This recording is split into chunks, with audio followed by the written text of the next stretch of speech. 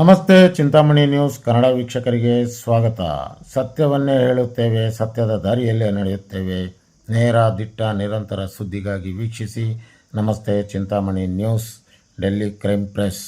ವೀಕ್ಷಕರೇ, ಇಲ್ಲಿನ ವಿಷಯದ ಬಗ್ಗೆ ನಮ್ಮ ವರದಿಗಾರರು ಎನ್ ಕೃಷ್ಣಮೂರ್ತಿರವರು ದಿನಾಂಕ 5/5/2026 ಅಂದರೆ ಮಂಗಳವಾರ ಬೆಳಿಗ್ಗೆ ಚಿಂತಾಮಣಿ ಮುನಿಸಿಪಲ್ ಕಚೇರಿಗೆ 11 ಗಂಟೆಯ ಆಸುಪಾಸು ಸಮಯದಲ್ಲಿ ಕಂದಾಯ ಕಟ್ಟಲು ಹೋಗಿರುತ್ತಾರೆ. ಕಚೇರಿಯ ಮಹಡಿಯ ಮೇಲೆ ಅಲ್ಲಿ ಕಂದಾಯ ಹಣ ಕಟ್ಟಲು ಮನೆಯ ದಾಖಲೆ ಹಿಡಿದು ಸಾಲಾಗಿ ಕುಳಿತಿರುವ ಜನರು ಕಂಡುಬಂದು ಇವರ ಕೈಯಲ್ಲಿ ಸೆಕೆಯ ಕಾರಣ ದಾಖಲೆಗಳೇ ಬೀಸಣಿಗೆಯಾಗಿ ಗಾಳಿ ಬೀಸಿಕೊಳ್ಳುತ್ತಿದ್ದರು. ಅಲ್ಲಿನ ಕಂಪ್ಯೂಟರ್ ಡಾಟಾ ಆಪರೇಟರ್ಗಳನ್ನು ವಿಚಾರಿಸಿದಾಗ ಕರೆಂಟ್ ಇಲ್ಲವೆಂದು ಹೇಳಿದರು. ಆಯಿತು ಸರ್, ಜನರೇಟರ್ ಹಾಕಿ ಕಂದಾಯ ಚಲನ್ ಕೊಡಿ ಎಂದಾಗ ಡೀಸೆಲ್ ಇಲ್ಲವೆಂದು ಹೇಳಿರುತ್ತಾರೆ. ಜನರಿಗೆ ತೊಂದರೆ ಕೊಡುವುದು ಸರಿಯೇ?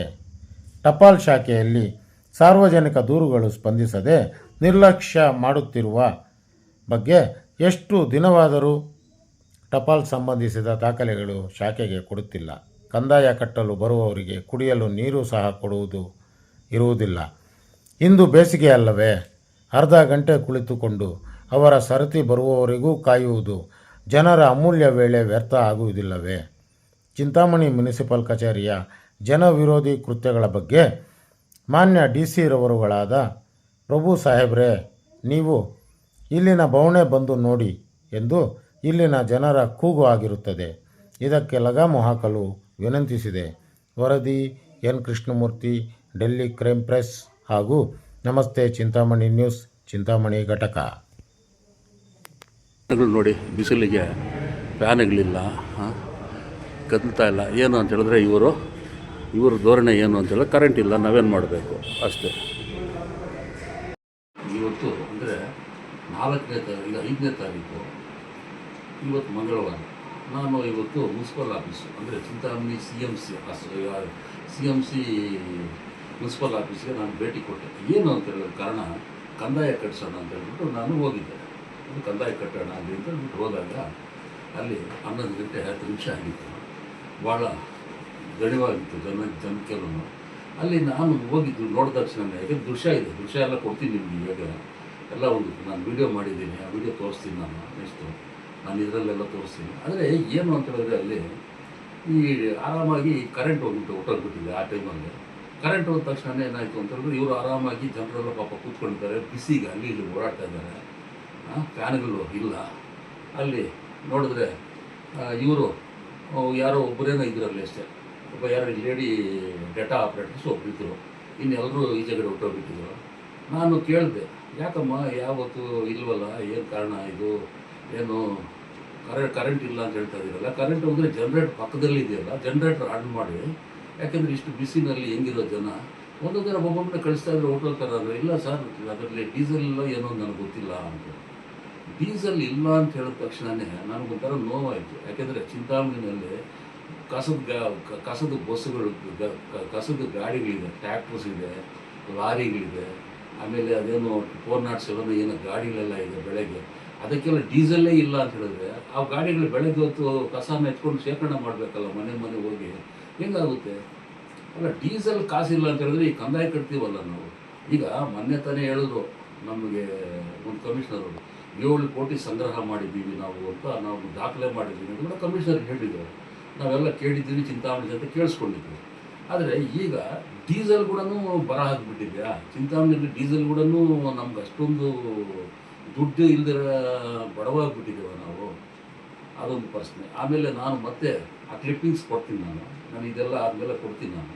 ಅದಾದಮೇಲೆ ಮತ್ತೆ ನಾನು ಫೋನ್ ಮಾಡಿ ಬೇರೆ ಅಧಿಕಾರಿಗಳಿಗೆ ಫೋನ್ ಮಾಡಿ ತಿಳಿಸಿದಾಗ ತಕ್ಷಣ ಏನಾಯಿತು ಅಂತ ಹೇಳಿದ್ರೆ ಇವರು ಬಂದು ಜನ್ರೇಟರ್ ಆನ್ ಮಾಡ್ತಾರೆ. ಅದನ್ನು ಕೂಡ ನಿಮ್ಗೆ ತೋರಿಸಿದ್ವಿ. ಎಲ್ಲ ಲೈಟ್ಗಳೆಲ್ಲ ಹಚ್ಕೊಳ್ತು. ಆಮೇಲೆ ಲೈಟ್ಗಳೆಲ್ಲ ಕೊಟ್ಟ ಮೇಲೆ ಜನರಿಗೆಲ್ಲನೂ ಸುಗಮವಾಗಿ ಇದು ಕಂದಾಯಗಳನ್ನು ಕಟ್ಸ್ಕೊಂಡು ಈ ರೀತಿ ಜನಕ್ಕೆ ತೊಂದರೆ ಕೊಡ್ತಾ ಇದ್ದಾರೆ. ಇಲ್ಲಿ ಏನು ಕರೆಂಟ್ ಇಲ್ಲ ಅಂತ ಹೇಳಿದ್ರು ಅಷ್ಟೇ, ಜನ್ರೇಟರ್ ಇದ್ದರೆ ಉಪಯೋಗ ಮಾಡ್ಕೊಳ್ಳೋದು ಏನಿದೆ? ಉಪಯೋಗ ಮಾಡ್ಕೋಬೋದಲ್ಲ. ಜನ್ರೇಟರ್ ಕೊಟ್ಟಿರೋದೇನಕ್ಕೆ? ಲಕ್ಷಾಂತರ ರೂಪಾಯಿ ಸರ್ಕಾರ ಕೊಟ್ಟಿದೆ, ಲಕ್ಷಾಂತರ ರೂಪಾಯಿ ಮಾಲ್ ಕೊಟ್ಟರು ನಾವು ಅದನ್ನು ಉಪಯೋಗಿಸ್ಕೊಳ್ಳೋದಕ್ಕೆ ನಮ್ಗೆ ಯೋಗ್ಯತೆ ಇಲ್ಲ ಅಂತ ಹೇಳಿದ್ರೆ ಏನು ಮಾಡೋದು? ಇದನ್ನು ಮತ್ತು ಇನ್ನೊಂದು ಆ ಉರಿ ಬಿಸಿಲಲ್ಲಿ ಜನ ಬರ್ತಾರಲ್ಲ ಮೇಲೆತ್ತಿಬಿಟ್ಟು ಅವ್ರಿಗೆ ಅಟ್ಲೀಸ್ಟು ಒಂದು ಲೋಟ ನೀರು ಕೊಡೋದು. ಯಾಕೆಂದರೆ ಈ ಚಿಂತಾಮಣಿ ಎಲ್ಲ ನೀರು ಕೊಡೋದು ನೀವೇ, ಮುನ್ಸಿಪಾಲ್ಟಿಯವರು ಮನೆ ಮನೆಗೂ ನೀರು ಕೊಡ್ತಾ ಇದ್ದೀರಿ. ಅಲ್ಲಿ ಎಷ್ಟು ಕಂದಾಯ ಕಟ್ಟಬೇಕು ಪ್ರೀತಿ ವಿಶ್ವಾಸದಿಂದ ಜನರು ಏನಂದ್ರೆ ಒಂದು 5% ಉಳಿತದೆ ಅಂತ ಹೇಳ್ಬಿಟ್ಟು 30ನೇ ತಾರೀಕುವರೆಗೂ ಎಕ್ಸ್ಟೆಂಡ್ ಆಗಿದೆ. ಆ 30ನೇ ತಾರೀಕುವರೆಗೂ ದುಡ್ಡು ಕಟ್ಟರೆ ನಮಗೇನೋ ಸ್ವಲ್ಪ 5% ಉಳಿತದೆ ಅಂತ ಹೇಳ್ಬಿಟ್ಟು ಎಲ್ಲರೂ ತಾನು ಮುಂದೆ ನೀರು ಮುಂದೆ ಅಂತ ಹೇಳ್ಬಿಟ್ಟು ಬಂದು ಬೀಳ್ತಾ ಇದ್ದಾರಲ್ಲ. ದುಡ್ಡು ಕಟ್ಟಕ್ಕೆ ಬಂದಾಗ ಅಟ್ಲೀಸ್ಟ್ ಒಂದು ಲೋಟ ನೀರು ಕೊಡೋಕ್ಕಿಲ್ವಾ? ಒಂದು ತಂಬಿಗೆ ನೀರು ಎಷ್ಟಪ್ಪ, ಒಂದು 5 ರೂಪಾಯಿ 6 ರೂಪಾಯಿ ನೀವೇ ಕೊಡೋದು. ಅದನ್ನು ತಗೊಂಡು ಬಂದು ಆ ನೀರು ಇಟ್ಬಿಟ್ರೆ ಆ ನೀರು ಕೊಡೋ ಕೂಡ ಆಗ್ತಾ ಇಲ್ಲ ಅಂತ ಹೇಳಿದ್ರೆ ಅಷ್ಟೊಂದು ಶಕ್ತಿ ಇಲ್ವಾ? ಅದಕ್ಕೂ ದುಡ್ಡಿಲ್ವಾ ನಮ್ಮ ಮುನ್ಸಿಪಾಲ್ಟಿನಲ್ಲಿ? ಅದೊಂದು ಎರಡನೇ ಪ್ರಶ್ನೆ. ಮತ್ತು ಇನ್ನೊಂದು ಏನಾಯಿತು ಅಂತ ಹೇಳಿದ್ರೆ ಮತ್ತು ಈಗ ನೋಡಿ, ಈಗ ರುಕ್ಸಾನ ಅಂತ ಹೇಳ್ಬಿಟ್ಟು ಒಂದು ಅರ್ಜಿದಾರರು ಹಾಕಿದ್ದಾರೆ, ಇದರಲ್ಲಿ ತೋರಿಸ್ತಾ ಇದ್ದೀನಿ ನಿಮಗೆ. ಇವ್ರ ತಾಯಿ ಬಂದು 16/4 ತೀರೋಗ್ಬಿಡ್ತಾರೆ. ಇವರು ಒಂದು ಅರ್ಜಿ ಹಾಕ್ತಾರೆ, ಏನು 27ನೇ ತಾರೀಕು ಒಂದು ಅರ್ಜಿ ಹಾಕ್ತಾರೆ. ಏನು ಅಂತ ಹೇಳಿದ್ರೆ ಈ ಥರ ಸತ್ತೋಗ್ಬಿಟ್ಟಿದೆ ಅಂತ ಹೇಳ್ಬಿಟ್ಟು ಕ್ಲೀನಾಗಿ ಅವ್ರ ಡಾಕ್ಯುಮೆಂಟ್ಸ್ ಏನಿದೆ ನೋಡಿ, ಡಾಕ್ಟ್ರು ಸರ್ಟಿಫಿಕೇಟು, ಆಮೇಲೆ ಅವರು ನಿಮ್ಮ ನಮೂನೆ ಇದೆಯಲ್ಲ, ನಮೂನೆ 5, ಅದ್ರ ಪ್ರಕಾರ ಅವರು ಅರ್ಜಿ ಹಾಕಿ ಅದಕ್ಕೆ ಡಾಕ್ಯುಮೆಂಟ್. ಮತ್ತು ನೋಡಿ, ಈ ಡಾಕ್ಯುಮೆಂಟ್ಸನ್ನು, ಸತ್ತಿರೋ ಡಾಕ್ಯುಮೆಂಟ್ಸನ್ನು ಪಾಪ ಕ್ಲೀನಾಗಿ ಕೊಟ್ಬಿಟ್ಟು ಬರ್ತಾರೆ, ಸೀಲ್ ಹಾಕಿದ್ದಾರೆ ನೋಡಿ. ಇದನ್ನು ಏನು ಮಾಡ್ತಾರೆ ಅಂದರೆ 27ನೇ ತಾರೀಕು ಅಂತ ಹೇಳಿದ್ರೆ, ಅವತ್ತು ಕಮಿಷನರ್ ಇರಲಿಲ್ಲ, ಅವ್ರದ್ದು ಯಾವುದೋ ಒಂದು ಸಮಸ್ಯೆ ಇತ್ತು. ಯಾಕೆಂದರೆ ಮಡಿಕೇರಿನಲ್ಲಿ ಏನೋ ಒಂದು ಸಮಸ್ಯೆ ಆಗಿದೆ ಅಂತ ಹೇಳ್ಬಿಟ್ಟು, ಅದು ಚಿಂತಾಮಣಿ ಜನತೆಗೆಲ್ಲ ಗೊತ್ತಿದೆ. ಆ ಮಾಡಿಕೆ ಸಮಸ್ಯೆನಲ್ಲಿ ಅವ್ರು ಏನೋ ಹೊರಟೋಗ್ಬಿಟ್ಟಿದೆ ಅಂತೇಳಿ ಅವತ್ತು ಇರಲಿಲ್ಲ ಅವತ್ತು. ಆಮೇಲೆ ಅವ್ರು ಒದಗುಡೋದು ಸಿಗಲಿಲ್ಲ, ಅವ್ರು ಕಮಿಷನರ್ ಸಿಗಲಿಲ್ಲ. ಮತ್ತು ಇವರನ್ನು ಅವತ್ತು ಆಗ್ತಾರೆ. ಇವತ್ತಿಗೆ ಏನಾಯಿತು ಅಂದರೆ 9 ದಿವಸ ಆಯಿತು. 9 ದಿವಸ ಆದ್ರೂ ನಾನು ಹೋಗಿ ಈ ಕೇಸನ್ನು ವಿಚಾರಣೆ ಮಾಡಬೇಕು ಅಂತ ಹೋದರೆ, ಅದೇ ಟಪಾಲ್ ಸೆಕ್ಷನ್ನಲ್ಲಿ ಒಬ್ಬ ಮಹಾನುಭಾವ ಟಪಾಲ್ ಸೆಕ್ಷನ್ನಿಂದ ಯಾರು ಪಾಟೀಲ್ ಸಾಹೇಬ್ರಂತೆ, ಇವರು ಹೆಲ್ತ್ ಇನ್ಸ್ಪೆಕ್ಟ್ರು, ಅವ್ರಿಗೆ ಟಪಾಲೇ ಸೇರಿಸಿಲ್ಲ. ಏನು ಅಂತ ಹೇಳಿದ್ರೆ ಅವ್ರ ಉಡಾಫೆ ಮಾತುಗಳು ಏನು ಅಂತ ಹೇಳಿದ್ರೆ, ಅವರು ಕಮಿಷನರ್ ಸಿಗ್ನೇಚರ್ ಹಾಕಿಲ್ಲ. ಅಂದರೆ ಈ ಅರ್ಜಿಗೆ ಒಂದು ಕೌಂಟರ್ ಸಿಗ್ನೇಚರ್ ಹಾಕ್ತಾರೆ.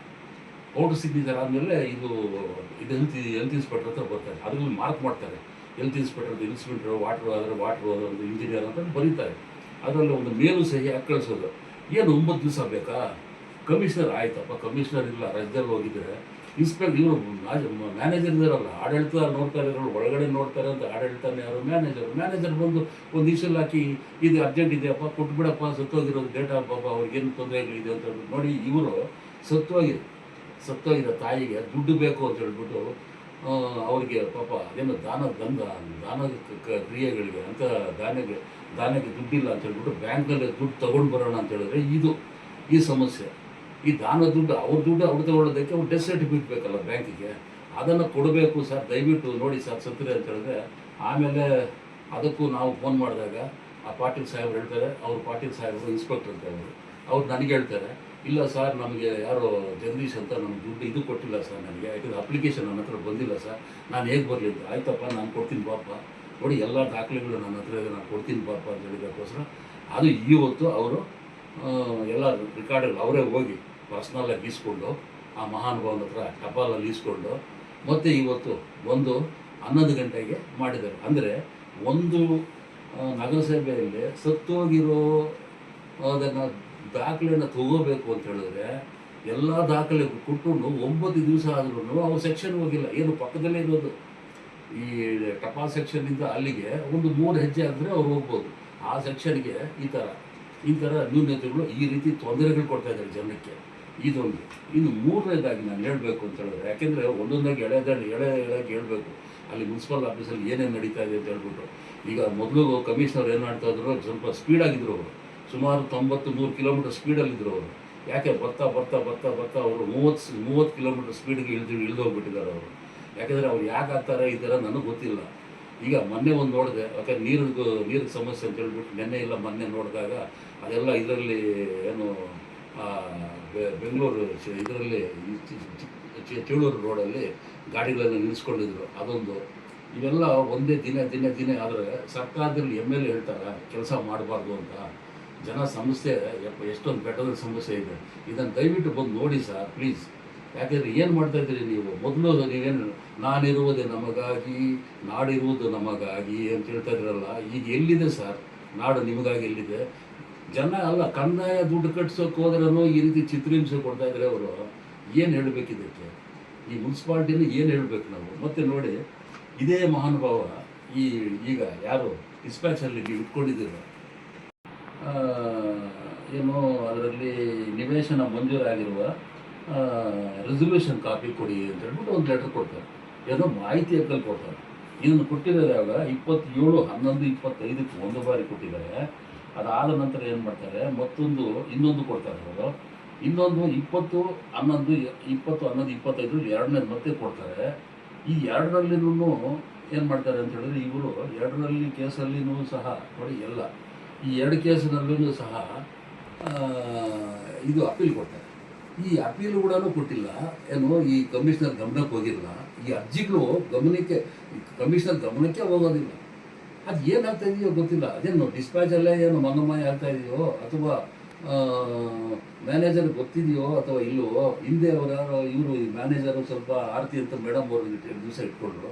ಮತ್ತು ಈ ಕೇಸ್ ವರ್ಕರ್ ಜಗದೀಶ್ ಅಂತ ಇಟ್ಕೊಂಡಿದ್ರು. ಈಗ ಮಹೇಶ್ ಅಂತಿದ್ರು. ಆ ಮಹೇಶ್ ಈಗ ಬಂದಿದ್ದಾರೆ. ಅವರು ಅಂದರೆ ಇಲ್ಲಣ್ಣ ನಾನು ಕೊಡಬೇಕು ಅಂತ ನಾನು ನೋಡ್ತಾ ಇದ್ದೀನಿ, ಆದರೆ ನಿಮ್ಮ ಫೈಲೇ ನನಗೆ ಸಿಗ್ತಾ ಇಲ್ಲಣ್ಣ, ಏನು ಮಾಡಲಿ ನಾನು ಅಂತ ಹೇಳ್ತಾರೆ. ದಯವಿಟ್ಟು ನಾವು ಕೊಟ್ಟಿರೋ ಪೇಪರ್ಗಳು ಏನಾಗಿತ್ತು, ಇಂಥ ಗೋಜರಿಗಳೆಲ್ಲ ನೋಡಿಕೊಂಡು ನಾವು ಹೆಂಗೆ ಸುಮ್ಮನೆ ಇರೋದು? ಜನರಿಗೆ ಇದೆಲ್ಲ ತೊಂದರೆ ಅಲ್ವಾ? ಒಂದು ಅರ್ಜಿ ಹಾಕಿರೋದಕ್ಕೆ ಗೌರವ ಇಲ್ವಾ? ಕಮಿಷನರ್ ಸಾಹೇಬ್ರೆ, ದಯವಿಟ್ಟು ಹೇಳಿ. ನೀವು ಒಂದು ಅರ್ಜಿ ಆಗ್ತಾ ಇದ್ದರೆ ಆ ಅರ್ಜಿಗೆ ನೀವು ಟ್ರೇಸ್ ಔಟ್ ಮಾಡಬೇಕಾಗಿರೋದು ಕೇಸ್ ವರ್ಕರ್. ಆ ಕೇಸ್ ವರ್ಕ್ ಗಮನಕ್ಕೆ ಹೋಗಿಲ್ಲ ಅಂತ ಹೇಳಿದ್ರೆ ನಿಮಗೆಲ್ಲಿ ನಿಮ್ಮ ಗಮನಕ್ಕೆ ಎಲ್ಲಿ ಬರ್ತದೆ ನೋಡಿ. ಇದು 2 ಕೇಸುಗಳು ನಾವು ಇದರಲ್ಲಿ ಫೈಲ್ ಮಾಡಿದ್ದೀವಿ. ಇವಾಗ ಮಾಹಿತಿ ದ್ವಿತೀಯ ಮೇಲ್ಮನವಿಯಲ್ಲಿ ಸಲ್ಲಿಸಿದ್ದೀವಿ. ಈಗ ಅದ್ರದ್ದು ಅಪೀಲ್ ಆಗಿದ್ರೆ ಅಪೀಲ್ ಕೂಡ ನಿಮ್ಗೆ ಗೊತ್ತಿಲ್ವಲ್ಲ, ಅಪೀಲ್ ಕೂಡ ನಿಮ್ಮ ಗಮನ ತಂದಿಲ್ಲ ಅವರು. ಈ ಅಪೀಲ್ ಗೊತ್ತಿಲ್ಲದ್ರೆ ಮತ್ತೆ ನಾನು ಮಾಡಿದ್ದೀನಿ ಅನ್ನೋ ಮತ್ತೆ ಇವರು ಮಾಹಿತಿ ಹಕ್ಕು ಆಯೋಗಕ್ಕೆ ಕಂಪ್ಲೇಂಟ್ ಮಾಡಿದ್ದಾರೆ. ಇದು ಕೇಸ್ ಕೂಡ ಲಾಡ್ಜ್ ಆಗಿದೆ. ಇದನ್ನು ನಾನು 2 ಬಾರಿ ಈಗಿರೋವಂಥ ಮೇಡಮ್ ಯಾರೋ ಗೊತ್ತಿಲ್ಲ, ಹೆಸರು ಗೊತ್ತಿಲ್ಲ ನನಗೆ, ಸವಿತಾನೋ ಮೇಡಮ್ ಗೊತ್ತಿಲ್ಲ ನನಗೆ.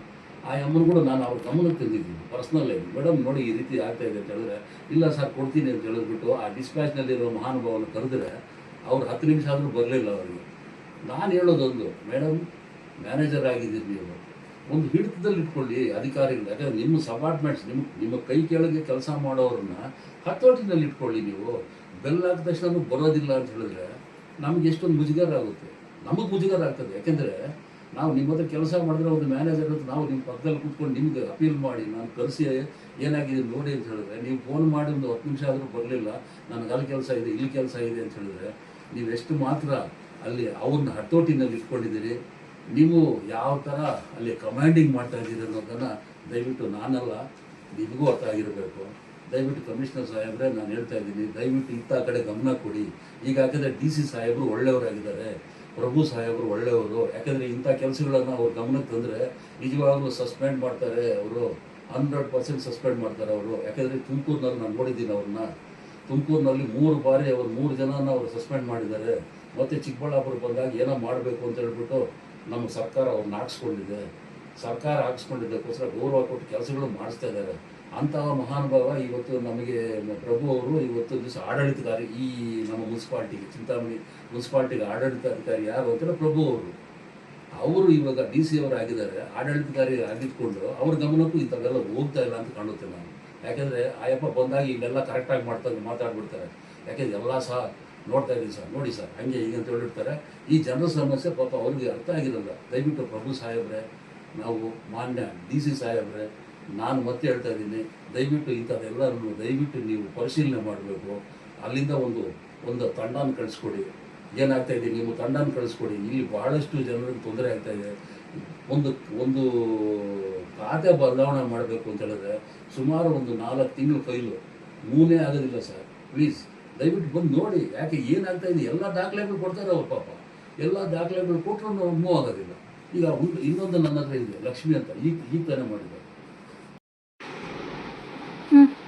ಈಗ ನೋಡಿ, ಈಗ ಅಂಥದ್ರಲ್ಲಿ ಕೂಡ ಚಿಂತಾಮಣಿನಲ್ಲಿ CK ಬಾಬು ಅಂತ ಒಬ್ಬರು ಅಲ್ಲಿ ಇಂಜಿನಿಯರ್ ಆಗಿದ್ದಾರೆ ಅಥವಾ ಇನ್ಸ್ಪೆಕ್ಟರ್ ಆಗಿದ್ದಾರೆ ಗೊತ್ತಿಲ್ಲ. ಪಾಪ ಅವರು ನಾವು ಏನಾದರೂ ಹೇಳಲಿ, ಜನ ಅಂದರೆ ನಾವಲ್ಲ, ಜನ ಯಾರಾದರೂ ಹೇಳಲಿ ಸ್ಪಂದನೆ ಕೊಡ್ತಾರೆ. ಫೋನ್ ಹಾಕಿದ ತಕ್ಷಣವೇ, ಸರ್ ನೀರು ಬರ್ತಾ ಇಲ್ವಾ, ಅಥವಾ ನಿಮ್ಮ ಚರಂಡಿ ಏನಾದರೂ ಕ್ಲೀನ್ ಮಾಡಿಸ್ಬೇಕಾ, ಮಾಡಿಸೋಣ ಸರ್ ಅಂತ ಹೇಳ್ಬಿಟ್ಟು ನಗ್ನಗ್ತಾಗಿ ಮಾತಾಡ್ತಾರೆ. ನಾವು ಅದಕ್ಕೋಸ್ಕರ ಈಗ ಅವರಿಗೆ ಕಾಯಕ ಯೋಗಿ ಪ್ರಶಸ್ತಿ ಬಂದಿದೆ. ನಾನು ಅವ್ರಿಗೆ ಶುಭಾಶಯ ಈ ದಿಶೆಯಲ್ಲಿ ಶುಭಾಶಯ ಕೂಡ ತಿಳಿಸ್ತಾ ಇದ್ದೀನಿ ನಾನು. ಯಾಕಂದರೆ ಅಂಥವ್ರಿಗೆಲ್ಲ ನೀವು ಒಳ್ಳೊಳ್ಳೆ ಅವಕಾಶಗಳು ಕೊಡಿ. ಪಾಪ ಅಂಥವರೆಲ್ಲ ಮಾಡಲಿ. ಅಂಥ ಜನಕ್ಕೆ ನಾವು ಕೊಟ್ಟರೆ ನಮಗೇನು ನೋವಿಲ್ಲ. ಯಾಕೆಂದರೆ ಕೆಲಸ ಮಾಡೋರು, ಸಾರ್ವಜನಿಕರ ಕೆಲಸ ಸೇವೆ ಮಾಡೋದಕ್ಕೆ ಇವ್ರು ಸದಾ ಸಿದ್ಧವಾಗಿರುವಂಥವ್ರು. ಆಮೇಲೆ ರೆವಿನ್ಯೂ ಇನ್ಸ್ಪೆಕ್ಟರ್ ಇದ್ದಾರೆ, ಆ ಸಾಗರ್ ಅಂತ ಹೊಸದಾಗಿ ಬಂದಿದ್ದಾರೆ, ಅವ ಹುಡುಗನು ಚೆನ್ನಾಗಿ ಕೆಲಸ ಮಾಡ್ತಾಯಿದ್ದಾನೆ ಪಾಪ. ಆಮೇಲೆ ನವೀನ್ ಅಂತ ಇನ್ಸ್ಪೆಕ್ಟರ್ ಇದ್ದಾರೆ, ಅವರು ಚೆನ್ನಾಗಿ ಕೆಲಸ ಮಾಡ್ತಾಯಿದ್ದಾರೆ. ಆಮೇಲೆ ಇನ್ನೊಂದು ನಮ್ಮ ಇವರು ಇದ್ದಾರೆ, ಸುರೇಶ್ ಇದ್ದಾರೆ ಇದರಲ್ಲಿ, ಅವರು ಚೆನ್ನಾಗಿ ಕೆಲಸ ಮಾಡ್ತಾರೆ.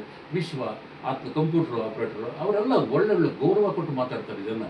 ಇವರು ಅದು ಯಾಕೋ ಏನೋ ಗೊತ್ತಿಲ್ಲ, ಈ ಹಬ್ಬ ಮಹಾನುಭಾವ ಡಿಸ್ಪ್ಯಾಚ್ನಲ್ಲಿ ಇದ್ರೂ ಅಷ್ಟೇ, ಅಲ್ಲಿ ನೀವು ವೋಟರ್ ಸೆಕ್ಷನ್ನಲ್ಲಿ ಆಗಿದ್ರು ಅಲ್ಲಿ ಕೂಡ ಅಷ್ಟೇ, ಮತ್ತು ನೀವು ಅಲ್ಲಿಂದ ತಗೊಂಡು ಬಂದು ಇಲ್ಲಿ ಹಾಕ್ಕೊಂಡ್ರು, ಇಲ್ಲೂ ಸಲ್ಲದವನು ಅಲ್ಲೂ ಸಲ್ಲದವನು ಎಲ್ಲಿಯೂ ಸಲ್ಲನಯ್ಯ ಅಂತ ಬಸವಣ್ಣ ಅವರು ಹೇಳಿದ್ದಾರೆ.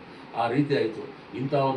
ಇಂಥವ್ರಿಗೆ ನೀವು ಮೂಗಿತಿ ಹಾಕ್ತಿರೋ ಅಥವಾ ಮೂಗಿತಿಗೆ ನೀವು ಕಡಿವಾಣ ಹಾಕ್ತಿರೋ ಅದನ್ನು ನಿಮಗೆ ಬಿಟ್ಟಿದ್ದು. ದಯವಿಟ್ಟು ಮಾನ್ಯ ಕಮಿಷನರ್ ಸಾಹೇಬ್ರೆ, ಮಾನ್ಯ DC ಸಾಹೇಬ್ರೆ, ನಾನು ಇವತ್ತು ಒತ್ತಿ ಹೇಳ್ತಾ ಇದ್ದೀನಿ, ದಯವಿಟ್ಟು ಇವೆಲ್ಲ ಸಕ್ರಮ ಮಾಡಿ ಜನಕ್ಕೆ ತೊಂದರೆ ಕೊಡಬೇಡಿ. ಜನರು ಯಾಕೆ ದುಡ್ಡು ಕಟ್ಟೋರು, ಅವರಿಂದ ಜೀವನ ಮಾಡ್ತಾ ಇರೋದು ನಾವೆಲ್ಲನೂ. ನೀವೊಬ್ಬ ಸೇವಕರು, ನೀವು ಸಾರ್ವಜನಿಕ ಸೇವೆಯನ್ನು ಸಲ್ಲಿಸಬೇಕು ಅಂತ ಹೇಳ್ಬಿಟ್ಟು ಬಂದಿದ್ದೀರಿ.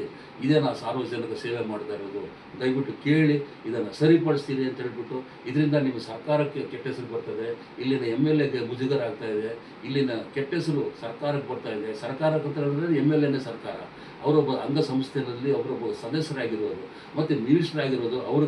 ಅವ್ರಿಗೆ ಕಪ್ಪು ಚುಕ್ಕಿ ಆಗ್ತಾ ಇದೆ ನಿಮ್ಮ ಕೆಲಸಗಳು, ಮತ್ತು ಅವರಿಂದ ಜನರು ಆಡ್ಕೊಳ್ತಾ ಇದ್ದಾರೆ, ಅವ್ರನ್ನ ಇಟ್ಕೊಂಡಿದ್ದಾರಲ್ಲ ಅಂತ ಹೇಳ್ಬಿಟ್ಟು.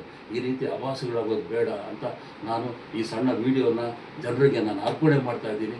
ಇನ್ನಾದರೂ ಈ ವಿಡಿಯೋ ನೋಡಿ ಎಚ್ಚೆತ್ಕೊಳ್ತೀರಿ ಅಂತ ಹೇಳ್ಬಿಟ್ಟು ನಾನು ಸದಾ ಆಶಯ ವ್ಯಕ್ತಪಡಿಸಿ ನಾನು ನನ್ನ ಒಂದು ಸಣ್ಣ ವಿಡಿಯೋನ ಮಾಡ್ತಾ ಇದ್ದೀನಿ. ಪ್ಲೀಸ್ ದಯವಿಟ್ಟು ಶೇರ್ ಮಾಡಿ, ಶೇರ್ ಮಾಡಬೇಕು ಮತ್ತು ಇದನ್ನು ಸಬ್ಸ್ಕ್ರೈಬ್ ಮಾಡಬೇಕು ಅಂತ ಹೇಳ್ಬಿಟ್ಟು ನಾನು ಡೆಲ್ಲಿ ಕ್ರೈಮ್ ತಂಡದ ಪರವಾಗಿ ಮತ್ತು ನಮಸ್ತೆ ತಂಡದ ಪರವಾಗಿ ನಾನು ಬೇಡ್ಕೊಳ್ತಾ ಇದ್ದೀನಿ. ಜೈ ಹಿಂದ್, ಜೈ ಕರ್ನಾಟಕ.